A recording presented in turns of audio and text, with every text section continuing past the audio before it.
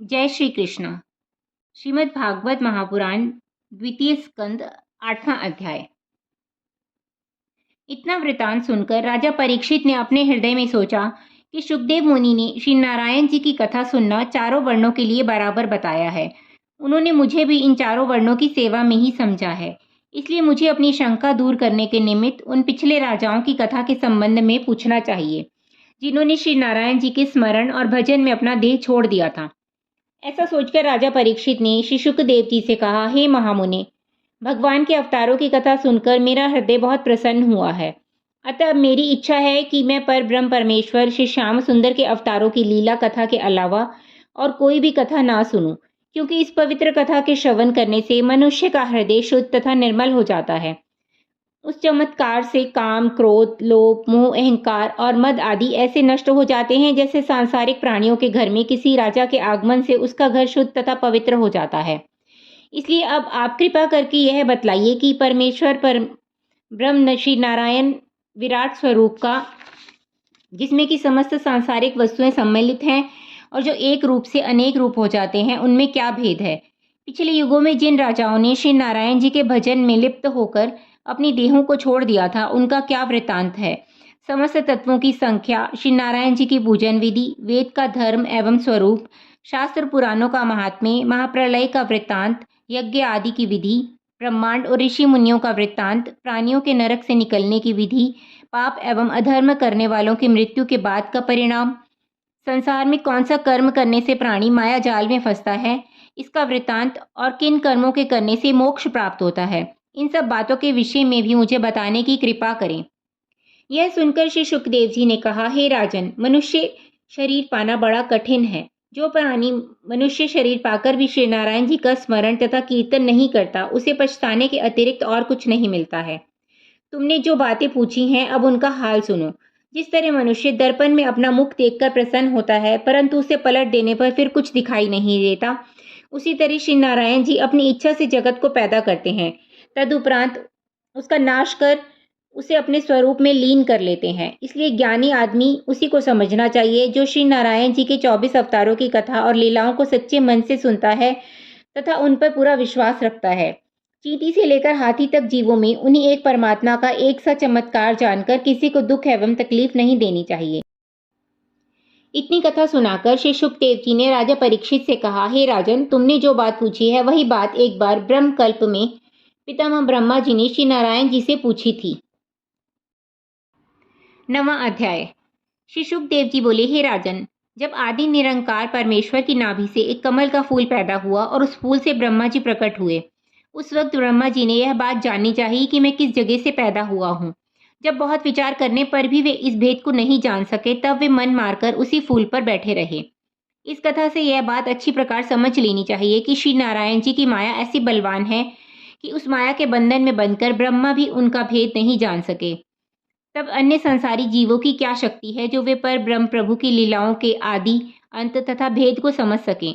अस्तु उस फूल पर बैठे हुए ब्रह्मा ने आकाशवाणी द्वारा श्रीमद् भागवत के मूल 4 श्लोकों को सुना तथा उसी आकाशवाणी के आदेशानुसार तप करना प्रारंभ कर दिया। तपस्या करने पर जब ब्रह्मा जी को विवेक प्राप्त हुआ, तब उन्होंने उन 4 श्लोकों का मतलब जानकर जगत की सृष्टि रचना आरंभ कर दिया। उन 4 श्लोकों का अर्थ इस तरह है, हे ब्रह्मा, सबसे पहले जो था वह मैं हूँ, इसके अलावा और कोई नहीं है। तुम जो देख रहे हो वह सब मुझको समझो। महाप्रलय के पश्चात मेरे सिवा और कुछ नहीं रहेगा। जगत की समस्त वस्तुओं का मूल मैं ही हूँ। जिस प्रकार हाथ, पांव, नाक, कान आदि अंगों में पहनने के लिए अनेक तरह के स्वर्णाभूषण तैयार कराए जाते हैं और उनके सबके नाम भी अलग अलग होते हैं, परंतु अंत में केवल स्वर्ण ही शेष रह जाता है, उसी प्रकार मुझे भी जानना चाहिए। मैं अकेला हूँ, परंतु जब मैं अभिलाषा करता हूँ, जगत में विविध रूप धारण करके अपने विभिन्न नाम प्रकट करता हूँ। तदंतर जब मेरी इच्छा अकेले रहने की होती है, तब मैं अकेला रह जाता हूँ। सब जीवों में देखने, सुनने, बोलने तथा विचार करने की जो शक्ति है, वह सब मेरे प्रताप से ही समझनी चाहिए। जिस तरह आकाश सब ओर से घिरा हुआ है, उसी तरह मैं सबसे अधिक सामर्थ्यवान रहकर तीनों लोक व 14 भुवनों में अपने वश में रखता हूँ। मेरे अलावा जगत की अन्य सभी वस्तुओं को झूठा समझना चाहिए। जिस तरह जगत की अन्य सभी वस्तुओं को झूठा समझना चाहिए तथा जिस तरह जगत का समस्त व्यवहार मेरे विराट रूप में सन्निहित है, उसी तरह सबके शरीर में प्रकाशित ज्योति एवं प्राण मुझको ही समझो। जब तक मेरा यह चमत्कार प्राणी के शरीर में रहता है, तभी तक उसमें खाने पीने, चलने फिरने, बोलने और इंद्रियों का सुख भोगने की शक्ति रहती है। जब मेरा प्रकाश शरीर से अलग हो जाता है, तब वह शरीर मृतक होकर सड़ जाता है। उस वक्त शरीर के लिए कुछ भी नहीं हो सकता। ब्राह्मण, क्षत्रिय, वैश्य और शूद्र, इन चारों वर्णों में मेरा एक सा प्रकाश विद्यमान है। विवेक दृष्टि द्वारा उनमें कुछ भी भेद न जानकर सभी जीवों में मेरा एक सा स्वरूप समझना चाहिए। जिस तरह सूर्य का प्रकाश चांदी, सोने, मिट्टी एवं लोहे आदि के बर्तनों में एक जैसा पड़ता है, उसी तरह सब जीवों में एक सा प्रकाश समझना चाहिए। जिस प्रकार एक ही धागे में स्वर्ण, चांदी, पीतल और काठ के अनेक रंग के अनेक दानों के पिरोने से माला बन जाती है, उसी प्रकार सब जीव रूप दानों को अपने में पिरोने वाला धागा मुझको ही समझो। जिस तरह माला का धागा टूट जाने से सब दाने अलग अलग बिखर जाते हैं, उसी तरह मेरी इच्छा मात्र पर समस्त सृष्टि का नाश हो जाता है।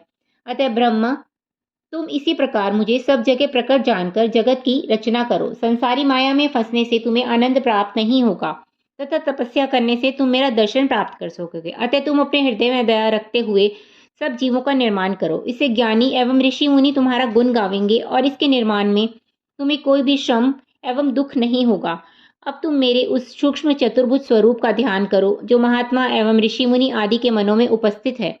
इस आकाशवाणी को सुनकर ब्रह्मा जी ने मन में श्री नारायण भगवान को हाथ जोड़कर नमस्कार करते हुए कहा, हे दीनबंधु, आप मुझे यह वरदान दीजिए कि मैं सदैव आपका भजन करता रहूं और अपना प्रभु आपको मानता रहूं और जगत का निर्माण करने में मुझे कोई आसक्ति ना हो। ब्रह्मा जी की ऐसी प्रार्थना सुनकर परब्रह्म प्रभु ने उनको मनोवांछित वर देते हुए कहा, ब्रह्मा, तुम मेरे आदेश का ध्यान करके संसार के संबंधों को प्रतिबिंब के सदृश झूठा समझोगे तो तुमको मेरी माया कभी नहीं व्यापेगी। इतना कहकर पितामह ब्रह्मा जी श्री नारायण जी के भजन में लीन हो गए।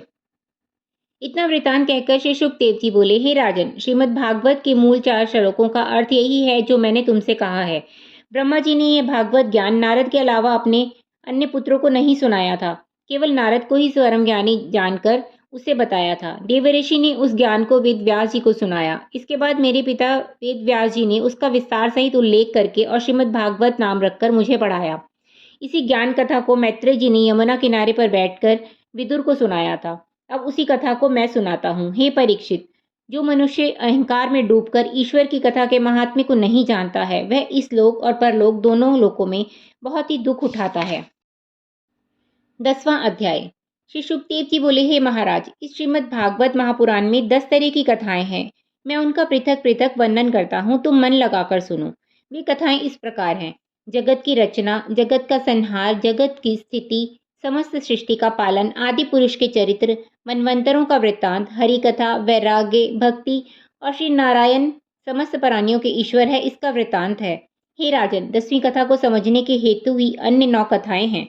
शेषनाग की शैया पर शयन करने वाले ज्योति स्वरूप श्री नारायण जी ने जब यह विचार किया कि हम अपने अनेक स्वरूप धारण करें, तब उन्होंने अपनी माया को यह आदेश दिया कि तू संसार के विस्तार का कोई उपाय कर।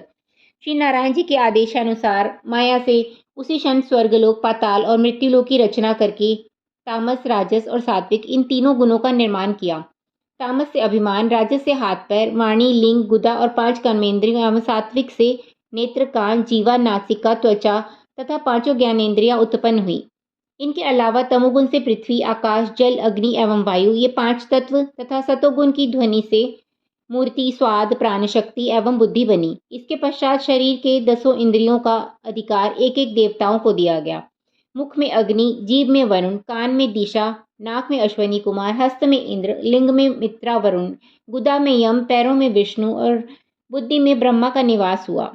उस समय देवताओं ने यह इच्छा प्रकट की कि हम सभी अपनी ताकत द्वारा मनुष्य देह को जीवित करें। अतः उन लोगों ने बहुत प्रयत्न किए, परंतु वे परास्त हो गए।